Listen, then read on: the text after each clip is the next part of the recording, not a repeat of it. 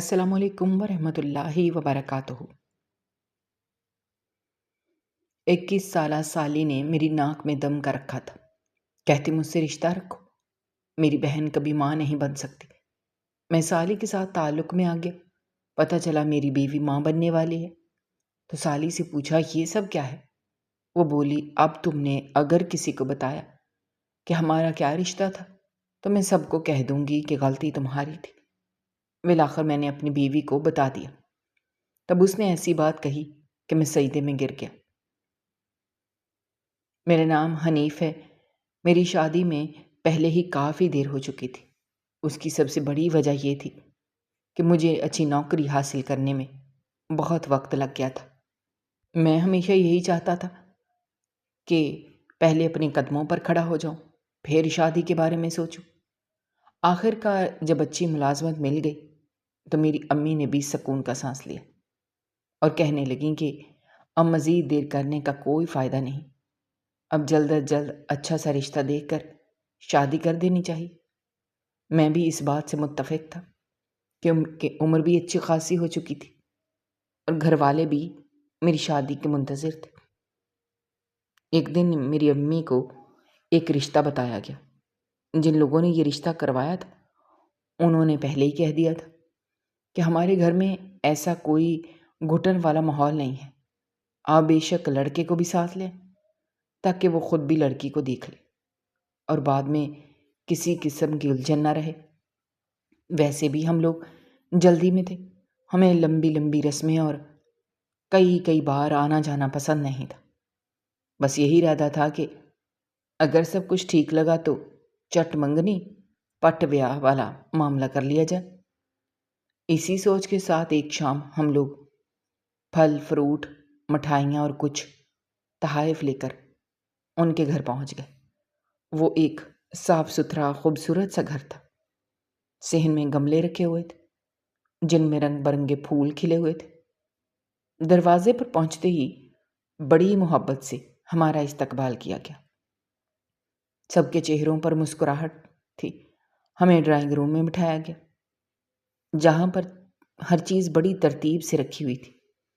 دیواروں پر سادہ مگر خوبصورت سجاوٹ تھی۔ ماحول میں عجیب سا سکون محسوس ہو رہا تھا۔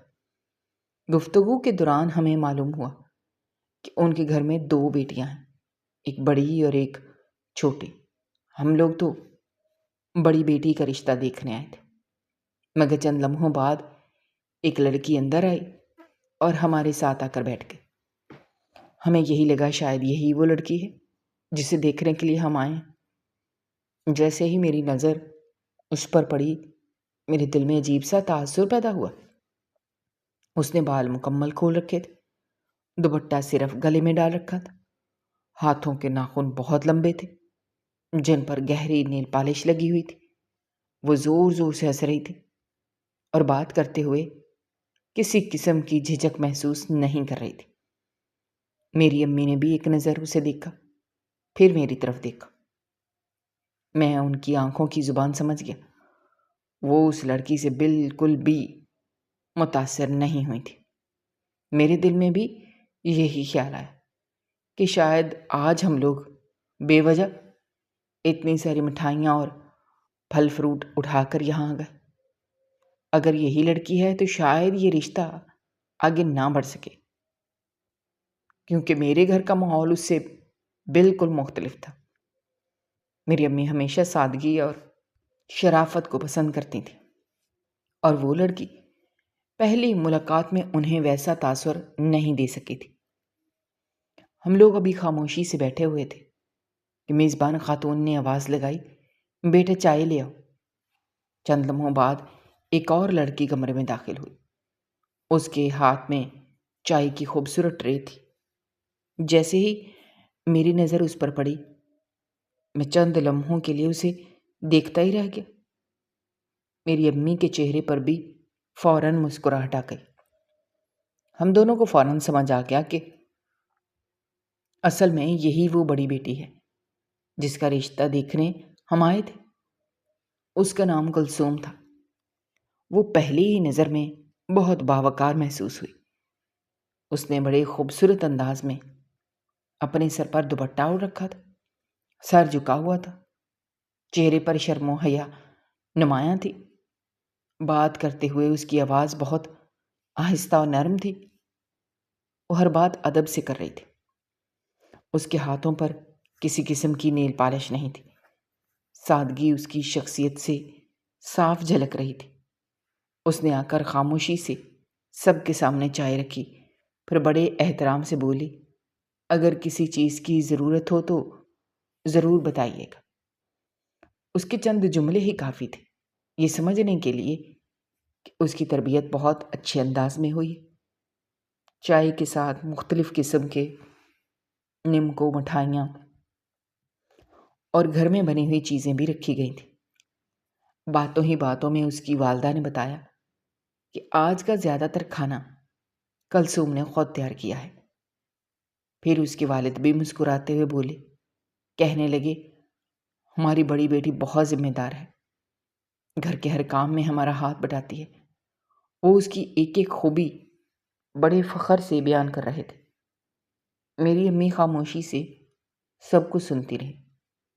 پھر انہوں نے مجھے ایک نظر دیکھا۔ میں ان کی آنکھوں سے ہی سمجھ گیا کہ انہیں کلثوم بہت پسند آ چکی ہے۔ سچ کہتے ہیں کہ پہلی نظر کا تاثر بعض اوقات انسان کے دل میں ہمیشہ کے لیے نقش ہو جاتا ہے۔ مجھے بھی کلثوم پہلی ہی ملاقات میں پسند آ گئی تھی۔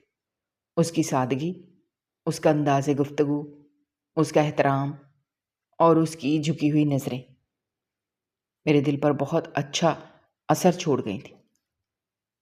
میری امی نے کچھ دیر بعد میری بہن کی طرف دیکھا۔ اس نے بھی ہلکی سی مسکراہٹ کے ساتھ سر ہلا دیا، گویا سب کی رضامندی ہو چکی تھی۔ پھر میری امی نے خوشی خوشی کہا، اگر آپ لوگوں کو بھی ہمارا بیٹا پسند ہے تو ہماری طرف سے آج ہی یہ بات پکی سمجھے۔ سامنے بیٹھے سب لوگ بھی خوش ہو گئے۔ کلثوم کے والد نے مسکراتے ہوئے کہا، ہمیں بھی آپ کا بیٹا بہت پسند آیا ہے۔ یہ سنتے ہی میری امی نے اپنے بیگ سے ایک چھوٹا سا لال دوپٹہ نکالا، بڑے پیار سے کلثوم کے سر پر رکھا، پھر اس کے ہاتھ پر بطور نشانی 20,000 روپے رکھ دیے۔ گھر میں موجود سب لوگوں کے چہروں پر خوشی پھیل گئی، دعائیں دی جانے لگیں۔ اسی نشست میں ہماری شادی کی تاریخ بھی طے ہو گئی۔ میں دل ہی دل میں بہت خوش تھا۔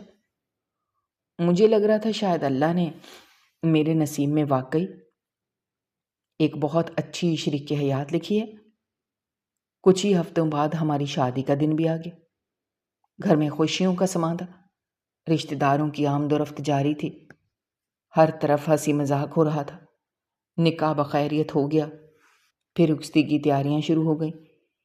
ان تمام تقریبات کے دوران ایک شخصیت مسلسل میری توجہ اپنی طرف کھینچ رہی تھی، اور وہ تھی کلثوم کی چھوٹی بہن ہانیہ۔ شروع سے ہی اس کا انداز بہت زیادہ بے تکلف تھا۔ وہ بار بار میرے قریب آ جاتی، بلا وجہ مذاق کرتی، ہر بات پر زور زور سے ہنستی، مجھے چھیڑتی، کبھی راستہ روک لیتی، کبھی ایسی بات کہہ دیتی جس میں صرف ہلکی سی مسکراہٹ دیکھ کر خاموش ہو جاتا۔ میں نے دل میں یہی سوچا کہ شادی کا ماحول ہے، ایسے موقع پر سالیاں دلہے کے ساتھ ہنسی مذاق کرتی ہی ہیں، شاید یہی روایت ہوگی۔ اس لیے میں نے کسی بات کو دل پر نہیں لیا۔ پھر دودھ پلائی کی رسم کا وقت آیا۔ وہاں بھی ہانیہ سب سے آگے تھی۔ وہ ضرورت سے کہیں زیادہ بے تکلفی دکھا رہی تھی۔ بات بات پر میرا نام لے کر آواز دینا، قریب آ کر مذاق کرنا، بے تکلف انداز میں ہنسنا، مجھے اندر ہی اندر عجیب سا محسوس ہو رہا تھا، مگر میں خاموش رہا، کیونکہ میں نہیں چاہتا تھا کہ خوشیوں کے اس موقع پر کوئی ناخوشگوار بات ہو۔ میں نے یہی سوچا کہ شادیوں میں ایسا ہنسی مذاق چلتا رہتا ہے، مگر جب تقریب ختم ہوئی تو صرف مجھے ہی نہیں بلکہ میری امی اور میری شادی شدہ بہنوں کو بھی اس کی حرکتیں غیر معمولی محسوس ہوئیں۔ گھر واپس آتے ہی گاڑی میں میری بڑی بہن نے آہستہ سے کہا۔ ہانیہ کچھ زیادہ ہی فری قسم کی لڑکی ہے۔ دوسری بہن نے بھی فوراً اس کی تائید کی۔ امی کافی دیر خاموش رہیں، پھر انہوں نے گہری سانس لی اور بولی، مجھے اس کا ایک مذاق بالکل پسند نہیں آیا۔ ہم سب نے پوچھا، کون سا مذاق؟ امی نے کہا، جب وہ ہنس کر کہہ رہی تھی کہ دلہن کی جگہ مجھے ہی ساتھ لے جاؤ، تو مجھے وہ بات بہت بری لگی۔ پھر کچھ لمحے خاموش رہنے کے بعد امی نے افسوس بھرے لہجے میں کہا، لگتا ہے ان لوگوں نے اپنی چھوٹی بیٹی کی تربیت پر بالکل بھی دھیان نہیں دیا۔ بڑی بیٹی کو دیکھو، کتنی سلجھی ہوئی، کتنی باحیا اور کتنی سمجھدار ہے، اور چھوٹی کے حالات دیکھو، دونوں ایک ہی گھر میں پلی بڑی ہیں، مگر دونوں کے مزاج میں زمین آسمان کا فرق ہے۔ اس وقت ہم میں کسی نے بھی یہ نہیں سوچا کہ یہی معمولی سی بات آنے والے دنوں میں ہماری زندگی کا سب سے بڑا مسئلہ بننے والی ہے۔ کلثوم کے بارے میں ہم سب نے پہلی ملاقات میں جیسا گمان کیا تھا، شادی کے بعد وہ اس سے بھی کہیں زیادہ اچھی ثابت ہوئی۔ شادی کی پہلی رات سے ہی اس کا رویہ ایسا تھا کہ میرے دل میں اس کے لیے عزت اور محبت دونوں بڑھتے چلے گئے۔ وہ ہر بات نہایت ادب سے کرتی، ہر بات سن کر مسکرا دیتی، اس کی آنکھوں میں شرم بھی تھی اور اپنے نئے رشتے کو نبھانے کی سچی خواہش بھی۔ میں نے جب منہ دکھائی کے طور پر اسے خوبصورت سا تحفہ دیا تو اس نے دونوں ہاتھوں سے وہ تحفہ لیا، پھر آہستہ سے شکریہ کہا۔ اس کے چہرے پر ایسی معصوم خوشی پھیل گئی کہ مجھے محسوس ہوا جیسے میں نے دنیا کی سب سے قیمتی چیز اسے دے دی ہو۔ اس رات ہم نے ایک دوسرے سے بہت باتیں کی، اپنے بچپن کے قصے سنائے، مستقبل کے خواب بانٹے۔ وہ ہر بات بڑے غور سے سنتی، کبھی کبھی شرما کر نظریں جھکا لیتی۔ مجھے ہر گزرتے لمحے کے ساتھ یقین ہونے لگا تھا کہ اللہ نے میرے نصیب میں واقعی ایک بہت اچھی شریک حیات لکھی ہے۔ صبح ابھی سورج پوری طرح نہیں نکلا تھا کہ میری آنکھ کھل گئی۔ میں نے دیکھا کلثوم بستر پر موجود نہیں تھی۔ میں جلدی سے اٹھا تو وہ وضو کر کے نماز پڑھ چکی تھی۔ اس کے بعد کچن میں جا کر میری امی کے ساتھ ناشتے کی تیاری میں مصروف تھی۔ نئی نویلی دلہن ہونے کے باوجود اس کے چہرے پر تھکن کا کوئی نشان نہیں تھا۔ وہ ہر کام اسی خوشی سے کر رہی تھی جیسے برسوں سے اسی گھر کا حصہ ہو۔ میری امی اسے دیکھ کر بار بار دعائیں دے رہی تھی۔ میں خاموشی سے دروازے کے پاس کھڑا اپنی قسمت پر خوش ہو رہا تھا۔ ولیمے کی تقریب بھی بہت اچھے انداز میں مکمل ہوئی۔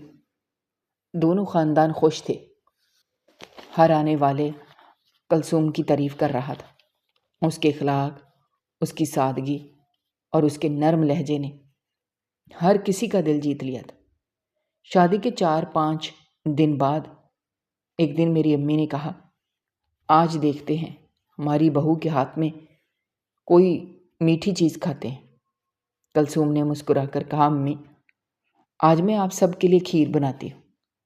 وہ کئی گھنٹے بڑی محنت سے کھیر تیار کرتی رہی۔ جب کھیر سب کے سامنے آئی، اس کی خوشبو ہی دل مو لینے والی تھی۔ سب نے کھائی، ہر شخص نے تعریف کیے بغیر نہ رہ سکا۔ میری بہنیں کہنے لگیں، ایسی مزیدار کھیر ہم نے بہت عرصے بعد کھائی ہے۔ امی خوشی سے کلثوم کے سر پر ہاتھ پھیرتے ہوئے کہنے لگیں، اللہ ہمیشہ خوش رکھے، میری بہو کے ہاتھوں میں تو بڑا ذائقہ ہے۔ اس دن کے بعد گھر کا کچن جیسے مکمل طور پر کلثوم نے سنبھالی۔ ہر روز کوئی نہ کوئی مزیدار چیز بنتی، کبھی خوشبودار پلاؤ، کبھی قورمہ، کبھی سبزی، کبھی دیسی کھانے۔ ہر چیز میں ایک اپنا سا ذائقہ ہوتا۔ وہ صرف اچھا کھانا نہیں بناتی تھی بلکہ پورے گھر کا خیال بھی ایسے رکھتی جیسے یہ گھر اس کی برسوں کی ذمہ داری ہو۔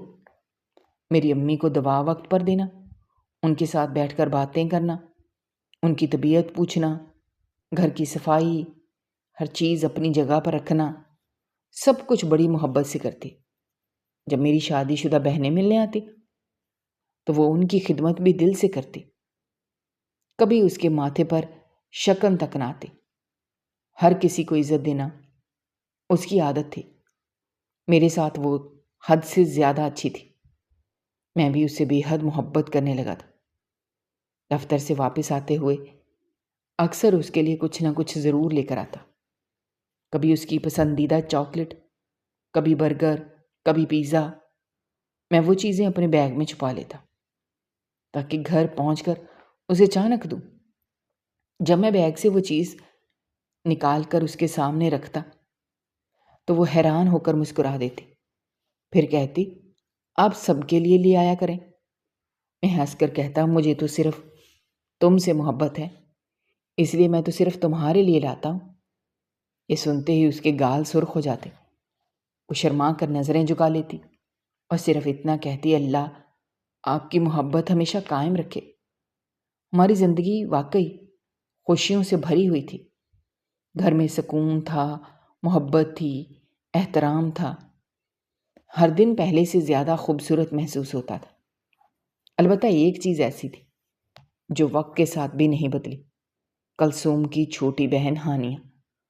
وہ جب بھی اپنی بہن سے ملنے ہمارے گھر آتی، پہلے کی طرح ہی حد سے زیادہ بے تکلفی دکھاتی، بات بات پر مذاق کرنا، ایسی باتیں کرنا جو ایک سالی کو نہیں کہنی چاہیے، ہر وقت ہنسنا، میرے قریب آ کر بلا وجہ گفتگو شروع کر دینا۔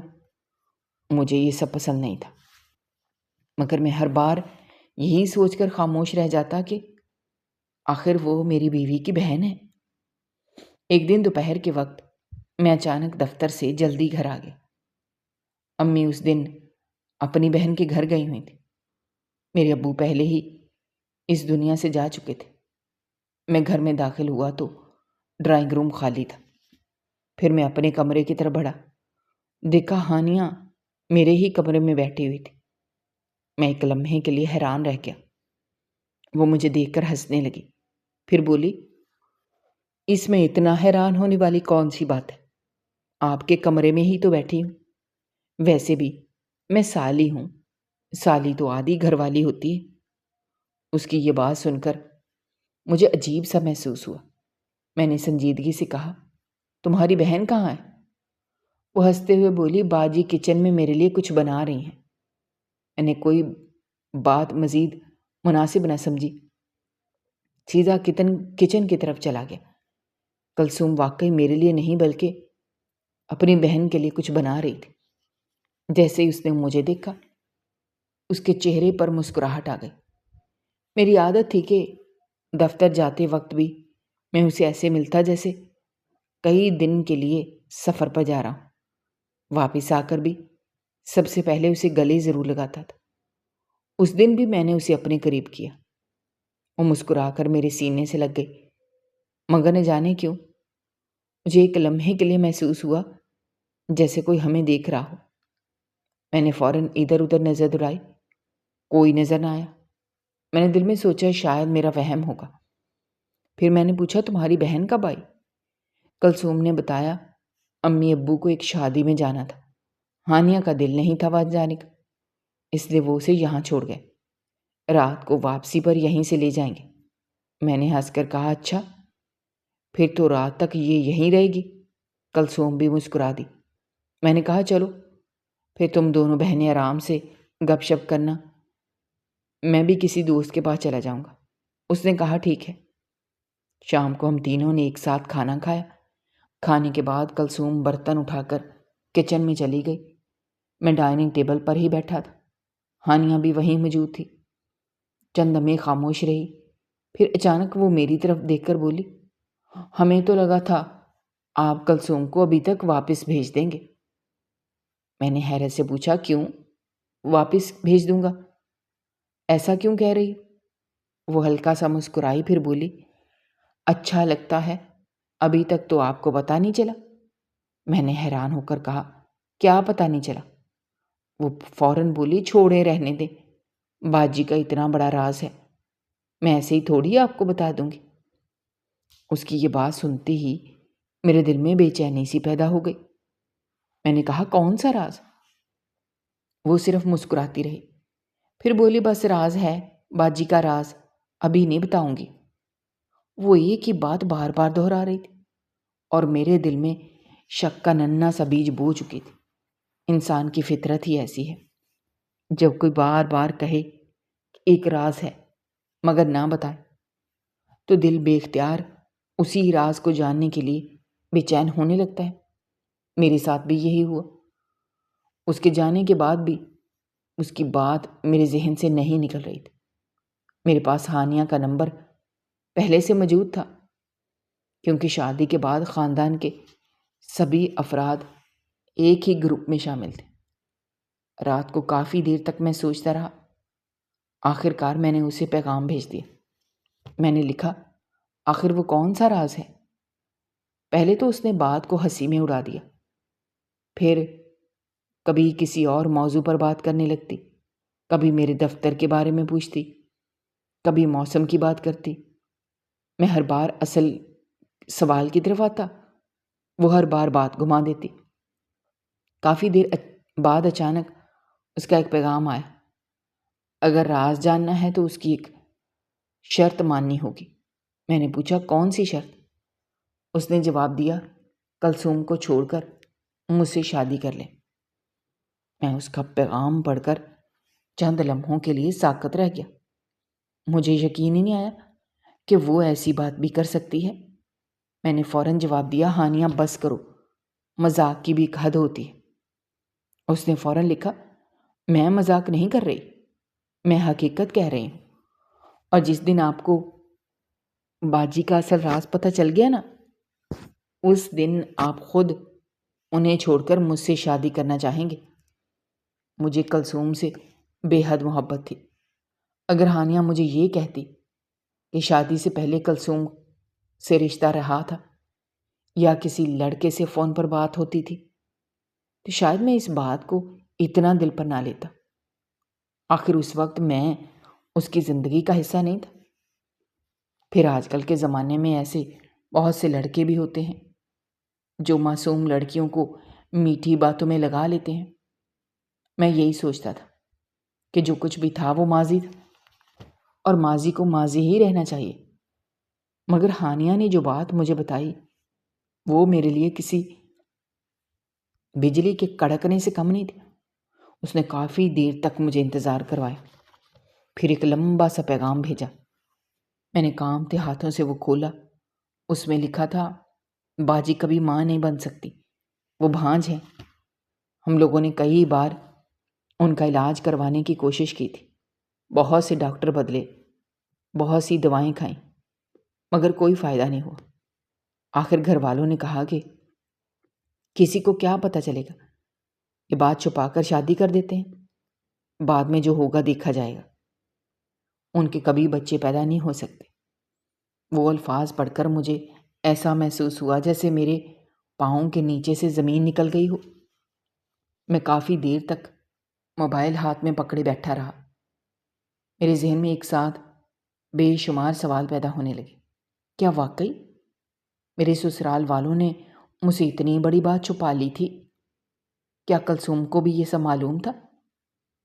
اگر معلوم تھا تو اس نے مجھے کیوں نہیں بتایا؟ آخر انسان شادی صرف دو لوگوں کی محبت کے لیے نہیں کرتا، اولاد کی خواہش بھی ہر انسان کے دل میں ہوتی ہے۔ ہماری تو محبت کی شادی بھی نہیں تھی، ہماری تو ارینج میرج تھی۔ اگر مجھے پہلے سے یہ سب معلوم ہوتا تو شاید میں مختلف فیصلہ کرتا۔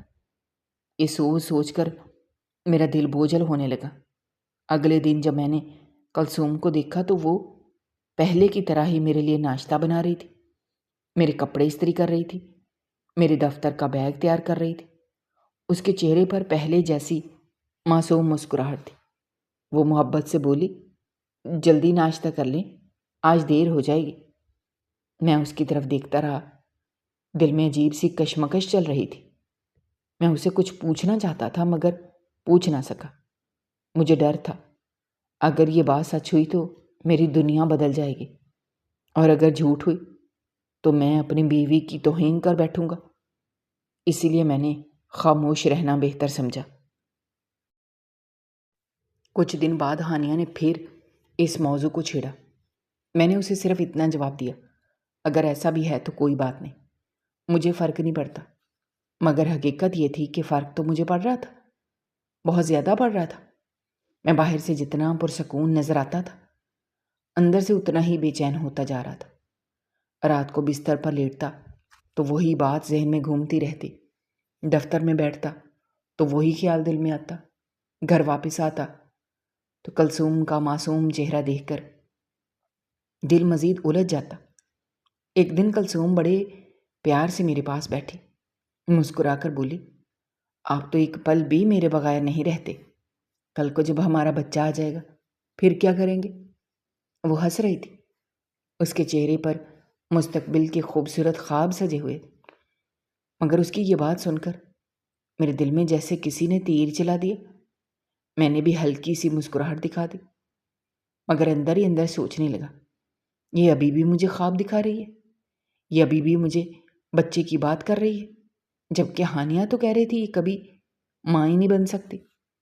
اس لمحے میرے دل میں پہلی بار کلثوم کے لیے ایک فاصلہ پیدا ہوا۔ وہ فاصلہ بہت چھوٹا تھا، مگر ہر گزرتے دن کے ساتھ بڑھتا چلا گیا۔ دوسری طرف ہانیہ مسلسل میرے رابطے میں تھی، صبح پیغام بھیجتی، دوپہر میں خیریت پوچھتی، رات کو لمبی لمبی باتیں کرتی۔ وہ اکثر لکھتی، آپ مجھے بہت اچھے لگتے ہیں، پتہ نہیں قسمت نے ہمیں کیوں نہیں ملایا، آپ نے میری بہن کو پسند کر لیا۔ میرے اندر آخر کون سی کمی تھی؟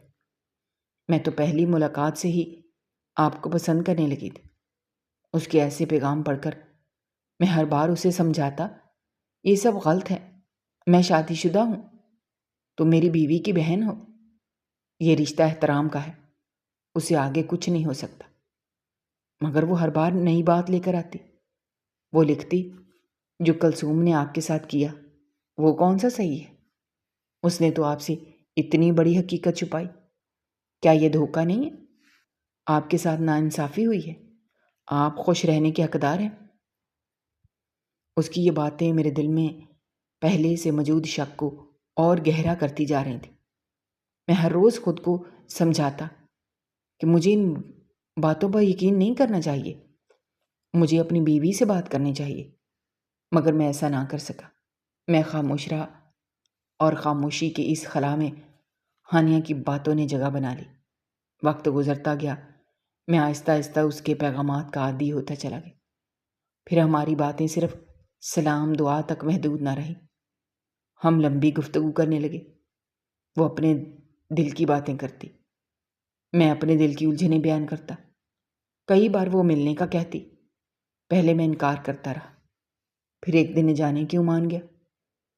ہم ایک کافی شاپ میں ملے، پھر دوسری بار، پھر تیسری بار۔ ملاقات کے بعد مجھے احساس ہوتا کہ میں غلط راستے پر چل پڑا ہوں۔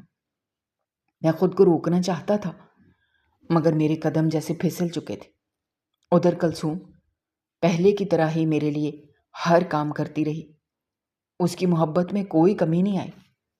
وہ میری پسند کا کھانا بناتی، میرا انتظار کرتی، میری تھکن محسوس کرتی، اور میں اس کے ساتھ بیٹھا ہوتا، مگر میرے دل میں پہلے جیسی گرمی باقی نہ رہی تھی۔ جب ہانیہ گھر آتی تو پہلے میں اسے نظریں جلا دیتا تھا، اب کبھی کبھار بے اختیار اس کی طرف دیکھ لیتا، وہ بھی میری طرف دیکھ کر خاموشی سے مسکرا دیتی۔ ہم دونوں جانتے تھے کہ ہم ایک ایسی حد کے قریب پہنچ چکے ہیں جسے پار کرنا درست نہیں، مگر اس احساس کے باوجود ہم اپنی غلطی سے پیچھے نہ ہٹ سکے۔ اسی خاموش لغزش نے میری زندگی کا رخ آہستہ آہستہ ایک ایسے راستے کی طرف موڑ دیا جہاں ہر قدم کے ساتھ دل کا سکون کم ہوتا جا رہا تھا۔ وقت اسی طرح گزرتا رہا، دن ہفتوں میں بدلتے گئے، ہفتے مہینوں میں بدل گئے، پھر دیکھتے ہی دیکھتے 2 سال گزر گئے۔ ان 2 سالوں میں سب کچھ بدل گیا، سب سے زیادہ میں بدل گیا۔ کلثوم کو اب یہ محسوس ہونے لگا تھا کہ میں پہلے جیسا نہیں رہا۔ پہلے دفتر سے واپس آتے ہی سب سے پہلے اسے ڈھونڈتا تھا، اس کے ساتھ بیٹھ کر چائے پیتا تھا، اس کے دن بھر کی باتیں سنتا تھا، چھوٹی چھوٹی باتوں پر اسے ہنساتا تھا۔ اب میں سیدھا اپنے کمرے میں چلا جاتا، وہ میرے سامنے آ کر بات کرنے کی کوشش کرتی، میں مختصر جواب دے کر خاموش ہو جاتا۔ اس کی آنکھوں میں سوال ہوتے، مگر میرے پاس ان سوالوں کے جواب نہیں تھے۔ انسان جب غلط راستے پر چل پڑتا ہے وہ اپنی غلطیوں کا بوجھ دوسروں پر ڈالنے لگتا ہے۔ میرے ساتھ بھی یہی ہو رہا تھا، میں خود اپنی غلطیوں میں ڈوبا ہوا تھا، مگر قصور کلثوم کا نکالتا تھا۔ میں خود ایک جھوٹے تعلق میں بندھ چکا تھا، مگر شکایتیں اپنی بیوی سے کرتا تھا۔ شاید انسان واقعی کمزور ہوتا ہے، اور جب ایک مرد اپنی زندگی میں دو عورتوں کے درمیان اپنے نفس کے پیچھے چلنے لگے تو پھر انصاف کرنا اس کے لیے بہت مشکل ہو جاتا ہے۔ میں کلثوم سے معمولی باتوں پر جھگڑنے لگا، کبھی کھانے میں نمک کم ہونے کا بہانہ، کبھی کپڑوں کا، کبھی کسی اور بات کا۔ پھر انہی جھگڑوں کے بعد میں ہانیہ کے پاس جا کر اپنے دل کی بھڑاس نکالتا۔ میں اسے کہتا، تمہاری بہن اب پہلے جیسی نہیں رہی، ہر وقت بحث کرتی ہے، مجھے سمجھتی ہی نہیں، مجھے اچھی نہیں لگتی۔ ہانیہ میری ہر بات پر میرا ساتھ دیتی، وہ فوراً کہتی، میں نے پہلے ہی کہا تھا، آپ نے غلط فیصلہ کیا تھا، آپ کو میری بات مان لینی چاہیے تھی۔ اس کی یہ باتیں میرے اندر موجود غلط سوچ کو اور مضبوط کر دیتی تھی۔ ادھر حقیقت یہ تھی کہ کلثوم میں کوئی تبدیلی نہیں آئی تھی، وہ پہلے کی طرح ہی اس گھر کو سنبھال رہی تھی۔ صبح سب سے پہلے اٹھنا، امی کے لیے ناشتہ تیار کرنا، گھر کی صفائی کرنا، میری ضرورتوں کا خیال رکھنا، میری بہنیں آتی تو ان کی خدمت کرنا، ہر کام محبت سے کرنا۔ گھر کا ہر فرد اس سے خوش تھا، صرف ایک میں ہی تھا جو اس سے خوش نہیں تھا، اور اس کی وجہ بھی وہ نہیں بلکہ میری اپنی کمزوری تھی۔ ایک دن معمولی سی بات پر ہمارا جھگڑا ہو گیا، غصے میں آ کر من نے ایسی بات کہہ دی جس کا آج بھی سوچتا ہوں تو شرمندگی ہوتی ہے۔ میں نے کہا، جو تم میرے ساتھ کر رہی ہو، کبھی سوچا ہے اللہ تمہارے ساتھ کیا کرے گا قیامت کے دن؟ اللہ تم سے پوچھے گا۔ کلثوم حیرت سے میری طرف دیکھنے لگی، اس کی آنکھوں میں آنسو آ گئے۔ وہ دھیرے سے بولی، میں نے کیا کیا ہے؟ میں آپ کا گھر سنبھال رہی ہوں، آپ کی امی کا خیال رکھ رہی ہوں، آپ کی بہنوں کی خدمت کر رہی ہوں، آپ کی ہر خوشی کا خیال رکھتی ہوں، آخر میں کیا غلط کر رہی ہوں؟ اس کے الفاظ سن کر میں خاموش رہا، کیونکہ میرے پاس کوئی جواب نہیں تھا۔ میں جانتا تھا کہ وہ بے قصور ہے، مگر اپنی غلطی تسلیم کرنے کی ہمت بھی نہیں تھی۔ اسی طرح ہمارا رشتہ چلتا رہا۔ ادھر ہانیہ کے ساتھ میرا تعلق بھی گہرا ہوتا چلا گیا۔ تقریباً 2 سال گزر چکے تھے۔ وہ مجھ سے بہت سے خرچے بھی کرواتی، کبھی مہنگا موبائل، کبھی کپڑے، کبھی جیولری، کبھی کسی ریسٹورنٹ میں کھانا، کبھی گھومنے کی فرمائش۔ میں سب کچھ خوشی خوشی پورا کرتا۔ مجھے لگتا تھا شاید یہی محبت ہے۔ میں اپنی محنت کی کمائی اس پر لٹا رہا تھا، اور اس وقت مجھے اس میں کوئی برائی محسوس نہیں ہوتی تھی۔ ایک دن میں دفتر سے واپس آیا، کسی بات پر پھر میرا اور کلثوم کا جھگڑا ہو گیا۔ میں غصے میں مسلسل بولتا جا رہا تھا، کلثوم خاموشی سے میری باتیں سن رہی تھی۔ اچانک اس کا چہرہ زرد پڑ گیا، اس نے دیوار کا سہارا لینے کی کوشش کی، مگر اگلے ہی لمحے وہ بے ہوش ہو کر زمین پر گر گئی۔ اس وقت امی بھی گھر پر موجود نہیں تھی۔ میں گھبرا گیا، فوراً اسے اٹھایا، گاڑی میں بٹھایا، سیدھا اسپتال لے گیا۔ میرا دل زور زور سے دھڑک رہا تھا، بار بار یہی دعا کر رہا تھا کہ یا اللہ اسے کچھ نہ ہو۔ ڈاکٹر نے فوراً اس کا معائنہ کیا، کچھ ٹیسٹ ہوئے، پھر ہمیں باہر انتظار کرنے کے لیے کہا گیا۔ چند لمحے مجھے کئی گھنٹوں جیسے محسوس ہوئے۔ آخر کار ڈاکٹر مسکراتے ہوئے باہر آئے۔ انہوں نے کہا، مبارک ہو، آپ کی بیوی ماں بننے والی ہے۔ میں حیرت سے انہیں دیکھنے لگا۔ مجھے لگا شاید میں نے غلط سنا ہے۔ میں نے دوبارہ پوچھا، ڈاکٹر صاحب آپ نے کیا کہا؟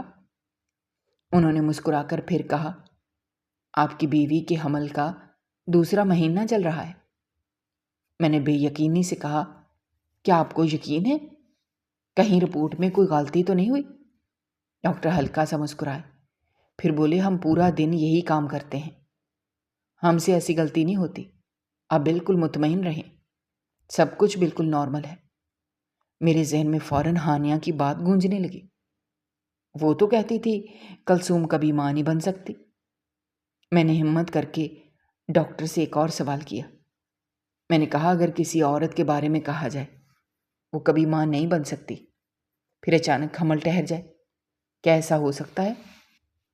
ڈاکٹر نے حیرت سے میری طرف دیکھا، پھر بولے، آپ کی بیوی کی رپورٹ میں ایسی کسی بیماری کا کوئی نشان نہیں ہے، وہ مکمل طور پر صحت مند ہے، تبھی تو قدرتی طور پر حمل ٹھہرا ہے۔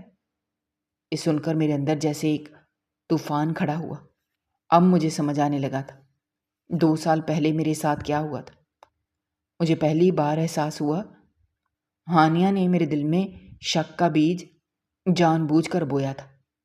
اس نے جھوٹ بولا تھا، اس نے مجھے میری بیوی سے دور کیا تھا، اور میں بغیر تحقیق کیے اس کی ہر بات پر یقین کرتا چلا گیا۔ اس لمحے مجھے اپنے آپ سے نفرت ہونے لگی۔ کلثوم بے قصور تھی اور میں 2 سال تک اسے ایسی سزا دیتا رہا جس کا اس نے کوئی جرم ہی نہیں کیا تھا۔ میں اسے گھر واپس لے آیا۔ راستے بھر وہ خاموش رہی، میں بھی خاموش تھا۔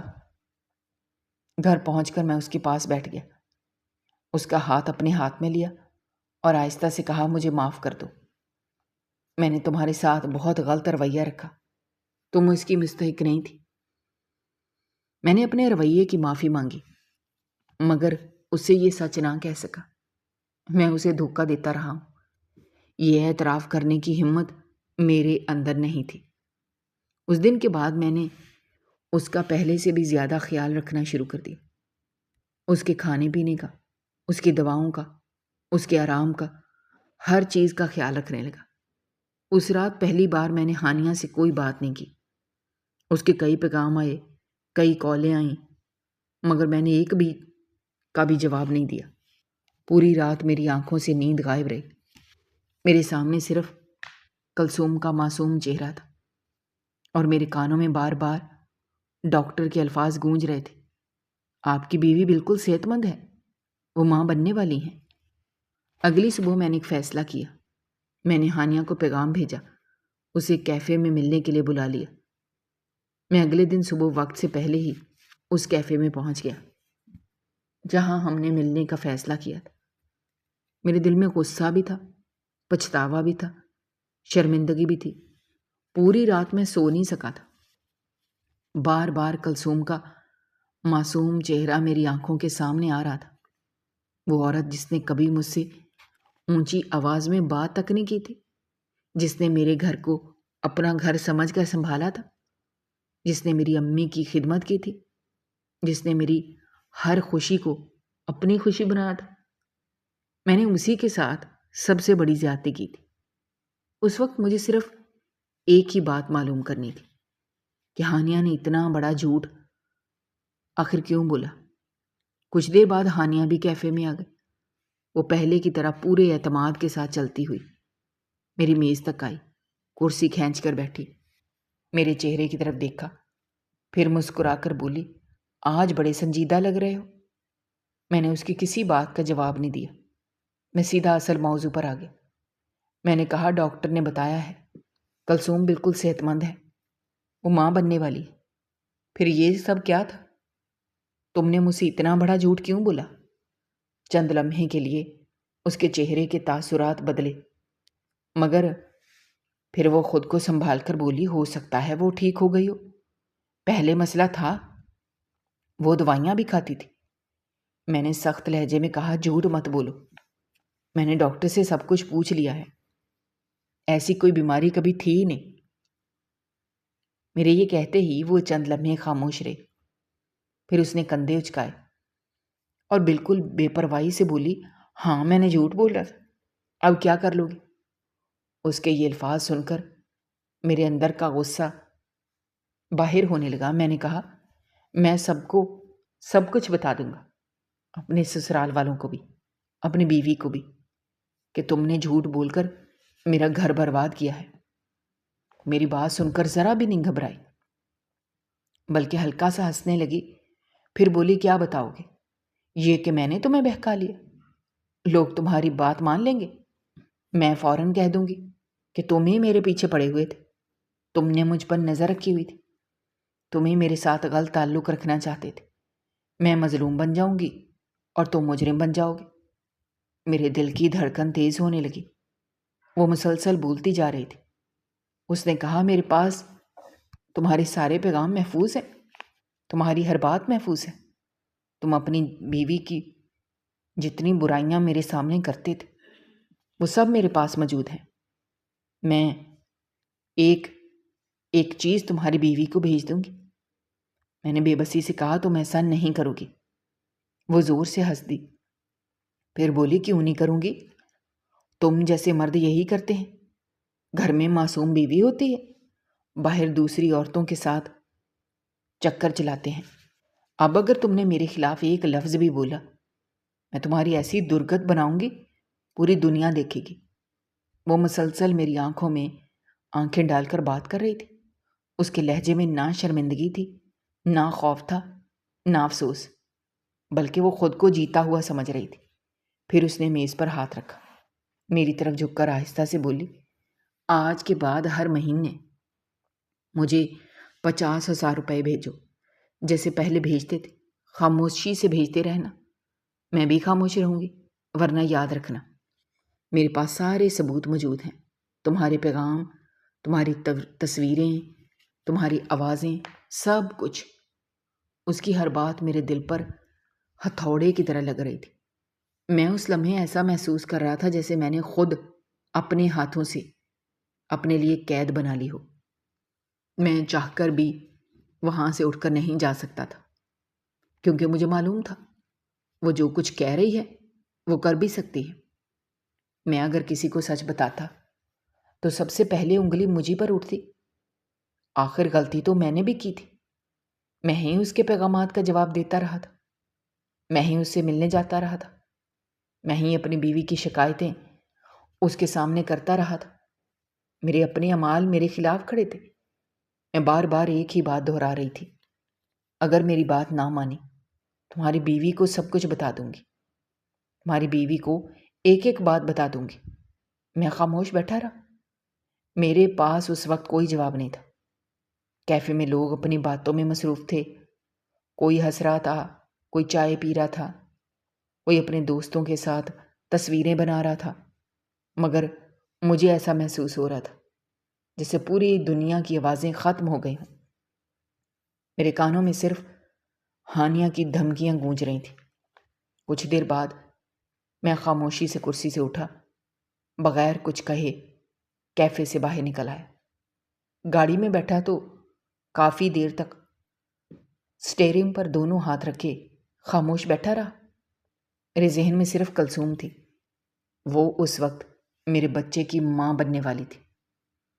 اس نے میرے ساتھ کبھی کوئی برائی نہیں کی تھی، کبھی میرا دل نہیں دکھایا تھا، کبھی میرے اعتماد کو نہیں توڑا تھا۔ قصور صرف میرا تھا۔ اگر اسے یہ معلوم ہو جاتا کہ میں اس کی بہن کے ساتھ تعلق میں رہا ہوں تو شاید وہ زندگی بھر مجھے معاف نہ کر پاتی۔ میں جانتا تھا کہ میں نے ایک ایسی غلطی کی ہے جس کا ہر راستہ درد کی طرف جا رہا تھا، اور اب میں اپنی ہی کمزوریوں کے جال میں بری طرح پھنس چکا تھا۔ 6 مہینے اسی بے چینی میں گزر گئے۔ ہر مہینے میں خاموشی سے ہانیہ کو 50,000 روپے بھیج دیتا۔ وہ صرف پیسے لینے پر اکتفا نہیں کرتی تھی، بلکہ تقریباً ہر روز کوئی نہ کوئی پیغام بھیج کر مجھے ڈراتی رہتی تھی۔ کبھی لکھتی، یاد رکھنا 1 مہینہ بھی پیسے نہ بھیجے تو سب کچھ تمہاری بیوی کو بتا دوں گی۔ کبھی کہتی، میرے پاس تمہارے سارے ثبوت ہیں۔ کبھی جان بوجھ کر پرانی تصویریں بھیج دیتی۔ تاکہ مجھے یاد رہے کہ میں اس کے شکنجے میں پھنسا ہوا ہوں۔ میری راتوں کی نیند ختم ہو چکی تھی۔ دفتر میں کام کرتے ہوئے بھی ذہن منتشر رہتا تھا۔ آئینے میں خود کو دیکھتا تو اپنا ہی چہرہ اجنبی لگتا۔ چند ہی مہینوں میں میرا وزن کافی کم ہو گیا تھا۔ آنکھوں کے نیچے گہرے ہلکے بن گئے تھے۔ ہر وقت چہرے پر پریشانی چھائی رہتی تھی۔ ادھر کلثوم کے حمل کی مدت بڑھتی جا رہی تھی۔ اس کا 7واں مہینہ شروع ہو چکا تھا۔ وہ پہلے سے زیادہ احتیاط کرتی تھی۔ گھر میں آہستہ آہستہ چلتی تھی۔ میری امی اس کا بہت خیال رکھتی تھی۔ میں جب بھی اسے دیکھتا تو میرے دل میں پچھتاوے کی ایک نئی لہر اٹھتی۔ وہ عورت جس نے میری ہر تکلیف میں میرا ساتھ دیا، آج بھی میری پوری محبت سے میرا انتظار کرتی تھی، اور میں اس کے سامنے ایک بہت بڑا مجرم بن چکا تھا۔ ایک رات میں مزید بوجھ برداشت نہ کر سکا۔ میں نے دل میں فیصلہ کر لیا، اب جو ہوگا دیکھا جائے گا۔ سچ چھپا کر میں پہلے ہی اپنی زندگی برباد کر چکا تھا۔ اب کم از کم اپنی بیوی سے جھوٹ نہیں بولوں گا۔ میں رات کو اس کے پاس جا کر بیٹھ گیا۔ وہ بستر پر ٹیک لگا کر بیٹھی ہوئی تھی۔ میں نے کانپتی ہوئی آواز میں کہا، کلثوم، آج مجھے تم سے ایک بہت ضروری بات کرنی ہے۔ اس نے مسکرا کر کہا، میری طرف دیکھا، پھر بولی، اتنے پریشان کیوں لگ رہے ہیں؟ میں اس کے سامنے زمین پر بیٹھ گیا۔ میرے ہاتھ کانپ رہے تھے، گلا خشک ہو رہا تھا۔ میں نے شروع سے لے کر آخر تک ایک ایک بات اسے بتا دی۔ پہلی ملاقات، ہانیہ کی باتیں، جھوٹ، شک، میرے رویے میں تبدیلی، اس سے ملنا، پیغام، اپنی غلطیاں، بلیک میل ہونا، ہر مہینے پیسے دینا۔ میں کچھ بھی نہیں چھپایا۔ میں بولتا جا رہا تھا اور وہ خاموشی سے سنتی جا رہی تھی۔ کمرے میں ایسی خاموشی تھی کہ صرف میری ٹوٹی ہوئی آواز سنائی دے رہی تھی۔ کلثوم ایک بت کی طرح بیٹھی ہوئی تھی۔ اس کی آنکھوں سے خاموشی کے ساتھ آنسو بہہ رہے تھے۔ وہ نہ مجھے روک رہی تھی، نہ کوئی سوال کر رہی تھی، بس سنتی جا رہی تھی۔ جب میری بات ختم ہوئی تو میرے اندر جیسے ہمت بھی باقی نہ رہی۔ میں اس کے قدموں کے قریب بیٹھ گیا، پھوٹ پھوٹ کر رونے لگا۔ میں نے کہا، مجھے معاف کر دو کلثوم، مجھ سے بہت بڑی غلطی ہو گئی ہے۔ یہ میری پہلی بھی تھی اور آخری بھی۔ میں قسم کھاتا دوبارہ کبھی ایسا نہیں ہوگا۔ مجھے معاف کر دو، اپنے آنے والے بچے کی قسم۔ میں آئندہ کبھی تمہارا اعتماد نہیں توڑوں گا۔ میں مسلسل روئے جا رہا تھا۔ میرے دل میں یہی خوف تھا شاید وہ فوراً اپنا سامان اٹھائے گی اور ہمیشہ کے لیے مجھے چھوڑ کر چلی جائے گی۔ مگر اچانک مجھے سر پر ایک نرم سا ہاتھ محسوس ہوا۔ میں نے حیرت سے سر اٹھا کر اس کی طرف دیکھا۔ کلثوم کے چہرے پر آنسو بھی تھے، مگر ان آنسوں کے ساتھ ایک عجیب سا سکون بھی تھا۔ وہ آہستہ سے بولی، میں نے آپ کو معاف کیا، کوئی بات نہیں۔ ان چند لفظوں نے میری پوری دنیا بدل دی۔ مجھے ایسا محسوس ہوا جیسے کئی مہینوں سے میرے سینے پر رکھا ہوا ایک بھاری پتھر اچانک ہٹ گیا۔ میں وہیں زمین پر سجدے میں گر گیا، زور زور سے رونے لگا، بار بار اللہ کا شکر ادا کرتا رہا۔ کلثوم نے مجھے اٹھایا، پانی پلایا، پھر بڑے سکون سے بولی، آپ کو مجھے پہلے ہی سب کچھ بتا دینا چاہیے تھا۔ آپ کیوں اس لڑکی کی باتوں میں آگے؟ وہ شروع سے ایسی تھی۔ میں خاموشی سے اس کی طرف دیکھتا رہا۔ اس لمحے مجھے محسوس ہوا اچھے اخلاق اور بڑا دل واقعی انسان کو بہت بڑا بنا دیتے ہیں۔ اگلے دن حسب معمول ہانیہ کا پیغام آیا۔ اس نے لکھا، اگر آج پیسے نہیں بھیجے میں سب کچھ اپنی بہن کو بتا دوں گی۔ اس بار میں ڈرا نہیں، میں نے جواب دیا، بتا دو۔ کچھ لمحوں بعد اس کا جواب آیا، کیا مطلب؟ میں نے لکھا، ہاں جو دل چاہے بتا دو، میں مرد ہوں، اب مجھے کوئی فرق نہیں پڑتا۔ وہ فوراً لکھنے لگی، میری بہن تمہیں چھوڑ کر چلی جائے گی۔ میں نے جواب دیا، اگر ایسا ہونا ہوگا تو ہو جائے گا، تم جو کرنا چاہتی ہو کر لو۔ اس کے بعد اس کے ایک کے بعد ایک کئی پیغام آنے لگے۔ میں نے ایک جواب نہیں دیا۔ آخر کار میں نے اس کا نمبر بلاک کر دیا۔ اسے یقین نہیں آ رہا تھا کہ میں اس کے ڈر سے آزاد ہو چکا ہوں۔ اس شام اس نے واقعی کلثوم کو فون کیا۔ بعد میں کلثوم نے مجھے بتایا کہ ہانیہ نے فون پر ایک ایک بات اسے دوبارہ سنائی۔ وہ شاید یہ امید کر رہی تھی کہ کلثوم چیخے گی، روئے گی، جھگڑا کرے گی، مگر کلثوم نے خاموشی سے اس کی پوری بات سنی۔ آخر میں صرف اتنا کہا، اچھا ٹھیک ہے، اللہ حافظ، اور فون بند کر دیا۔ اور پھر اس نے ہانیہ کا نمبر بھی ہمیشہ کے لیے بند کر دیا۔ اس دن ہانیہ پہلی بار ہار گئی تھی۔ وہ سمجھتی تھی کہ وہ ہمارے گھر کو توڑ دے گی، مگر اس دن اس کی چال ناکام ہو گئی۔ جیت ہماری محبت کی ہوئی، اعتماد کی ہوئی، معافی کی ہوئی۔ میں آج بھی یہ نہیں کہتا کہ میں بہت اچھا انسان تھا، میں نے بہت بڑی غلطی کی تھی، مجھے اس غلطی کی سزا بھی ملنی چاہیے تھی۔ میں نے اپنی بیوی کا اعتماد توڑا تھا، میں اس بات سے انکار نہیں کر سکتا، لیکن اللہ نے مجھے ایک ایسی بیوی دی جس نے میرے پچھتاوے کو دیکھا، میری سچی توبہ کو دیکھا اور مجھے معاف کر دیا۔ آج جب میں اپنی زندگی کو پیچھے مڑ کر دیکھتا ہوں تو ایک بات ضرور سمجھ آتی ہے۔ بہت سی عورتیں اپنے شوہر کی سچی ندامت دیکھ کر اسے معاف کر دیتی ہیں، مگر اکثر مرد اپنی بیوی کی چھوٹی سی غلطی بھی معاف نہیں کرتے۔ کبھی اس بات پر ناراض ہو جاتے ہیں کہ کھانے میں نمک زیادہ کیوں ہو گیا، کبھی کسی معمولی بات کو عزت کا مسئلہ بنا لیتے ہیں۔ میری کہانی ایسے ہی مردوں کے لیے ایک سبق ہے۔ اگر آپ یہ امید رکھتے ہیں زندگی میں کبھی آپ سے غلطی ہو جائے، آپ کی بیوی آپ کو معاف کر دے، تو پھر آپ بھی اپنی بیوی کی چھوٹی چھوٹی لغزشوں کو معاف کرنا سیکھیں، کیونکہ گھر ضد سے نہیں چلتے، گھر معافی سے چلتے ہیں، اعتماد سے چلتے ہیں، اور سب سے بڑھ کر ایک دوسرے کے ساتھ سچ بولنے سے چلتے ہیں۔ میاں بیوی کے رشتے کی بنیاد سچ، اعتماد اور معافی پر ہوتی ہے۔ ایک جھوٹ اور ایک غلط فیصلہ پوری زندگی کو تباہ کر سکتا ہے، جبکہ بر وقت سچ بول دینا بہت سے بڑے نقصان سے بچا لیتا ہے۔ انسان کو کبھی بھی کسی تیسرے شخص کی بات پر بغیر تحقیق یقین نہیں کرنا چاہیے، کیونکہ شک محبت کو ختم کر دیتا ہے۔